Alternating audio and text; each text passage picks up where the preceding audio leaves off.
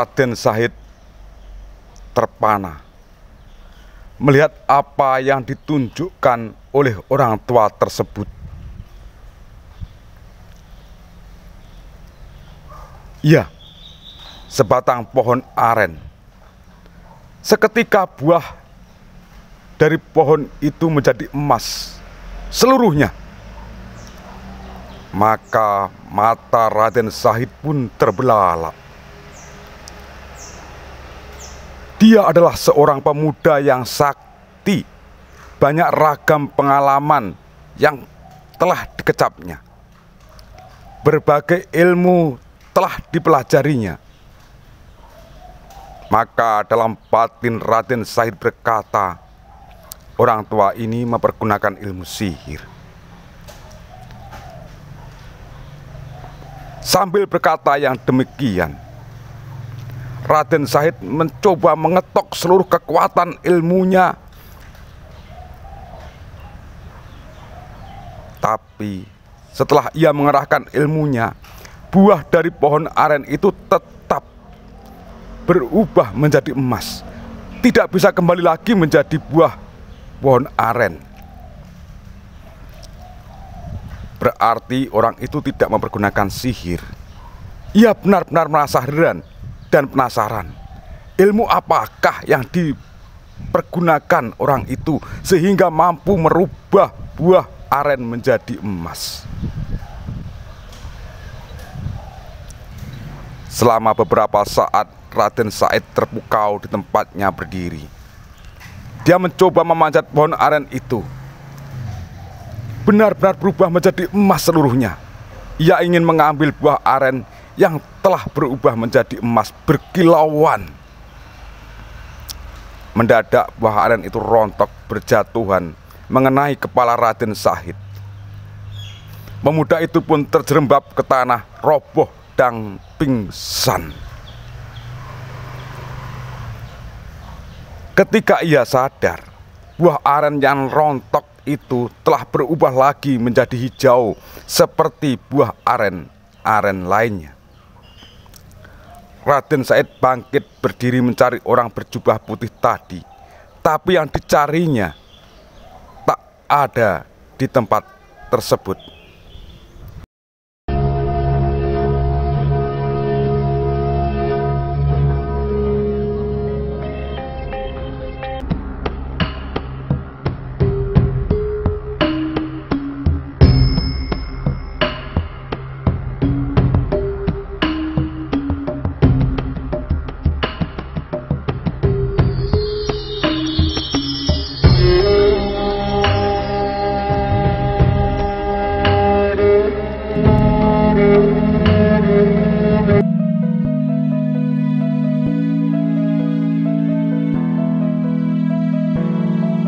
Ucapan orang tua itu masih terngiang di telinganya tentang beramal dengan barang haram yang disamakan dengan mencuci pakaian dengan air kencing,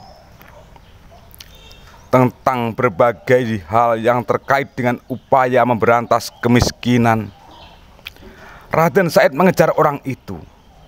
Segenap kemampuan dikerahkannya untuk berlari cepat.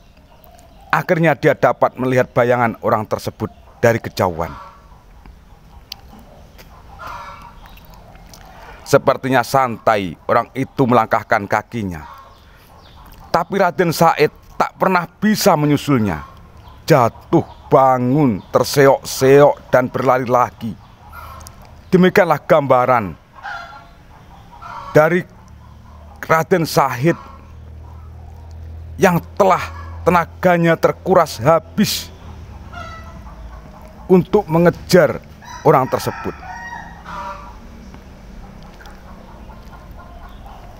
Saat-saat dia lunglai dan terkuras tenaganya, baru sampai di belakang lelaki berjubah putih itu. Lelaki berjubah putih itu berhenti, bukan karena kehadiran Raden Syahid, melainkan di depannya terbentang sungai yang cukup lebar. Tak ada jembatan dan sungai tampaknya dalam. Dengan apa dia harus menyeberang? "Tunggu!" ucap Raden Said ketika melihat orang tua itu hendak melangkahkan kakinya lagi. "Sudilah Tuan menerima saya sebagai murid," pintanya. "Menjadi muridku?" tanya orang itu sembari menoleh. "Mau belajar apa?" "Apa saja, asal Tuan menerima saya sebagai murid." "Berat. Berat sekali anak muda. Bersediakah kau menerima syarat-syaratnya?" "Saya bersedia." Lelaki itu kemudian menancapkan tongkatnya di tepi sungai. Raden Said diperintahkan menungguinya. Tak boleh beranjak dari tempat itu sebelum lelaki itu kembali datang menemuinya.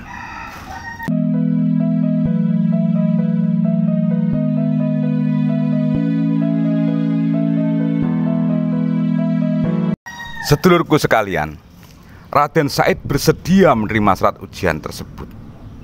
Selanjutnya lelaki itu menyeberang sungai.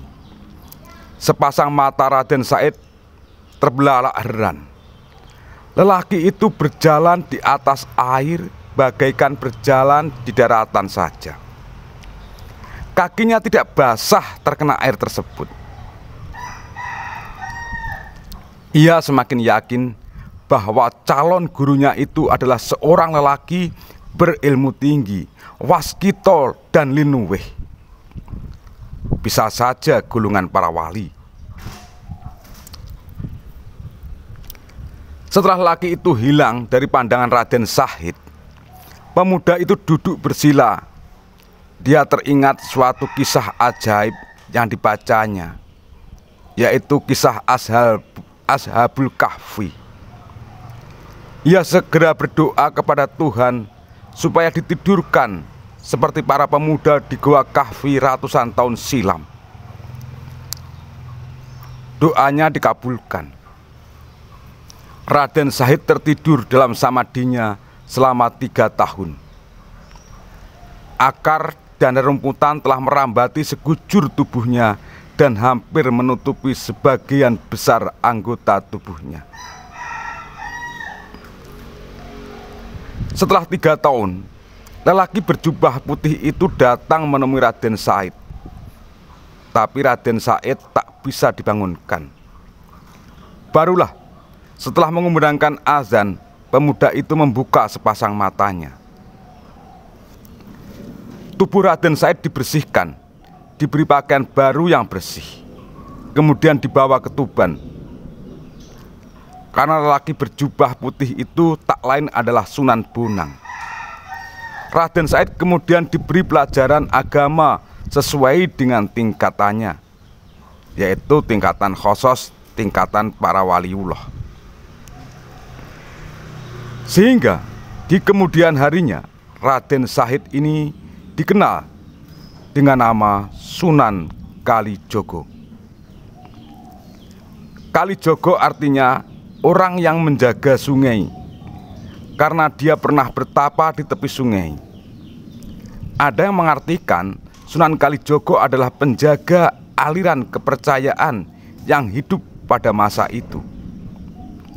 Arti dijaga di sini supaya tidak membahayakan umat, melainkan diarahkan kepada ajaran Islam yang benar. Ada juga yang mengartikan legenda pertemuan Raden Said dengan Sunan Bonang hanya sekedar simbol saja. Kemanapun Sunan Bonang pergi selalu membawa tongkat sebagai pegangan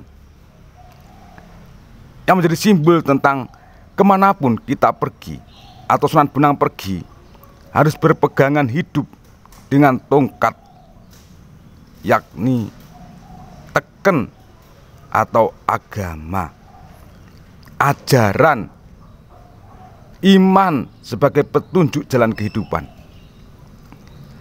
Raden Said kemudian disuruh menunggu tongkat atau teken agomo di tepi sungai. Artinya Raden Said diperintah untuk terjun ke dalam kancah masyarakat Jawa yang banyak mempunyai aliran kepercayaan dan masih berpegang pada kepercayaan agama lama. Sedangkan Sunan Bonang mampu berjalan di atas air sungai tanpa ambles ke dalamnya. Bahkan sedikit pun tidak terkena percikan air sungai itu.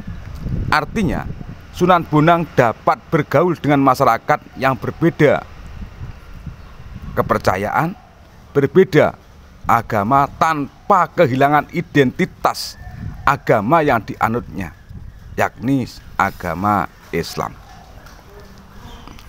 Sedulurku sekalian, kiranya demikian dulu apa yang bisa saya sampaikan terkait dengan perjalanan Sunan Kalijogo. Esok kita sambung lagi dengan metode cara pandang yang berbeda. Akhirnya, mohon maaf bila ada kekurangan dan kesalahan. Teriring ungkapan ono rino ono upo ono awan ono pangan. Salam budaya, salam rahayu, salam waras. Wassalamualaikum warahmatullahi wabarakatuh.